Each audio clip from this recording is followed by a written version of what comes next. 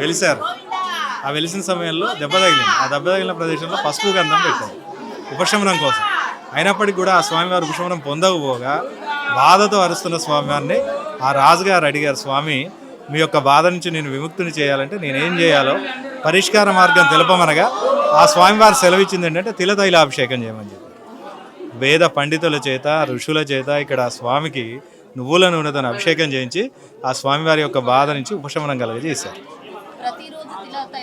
ప్రతిరోజు జరగదమ్మా. శనివారం ఆదివారం 10 నుంచి 11:30 లోపు ఆ స్వామికి తిలతైలాభిషేకం చేస్తాం. మిగతా సమయంలో అర్చకుడు సైతం ఆ స్వామిని పట్టుకోవడానికి లేదు.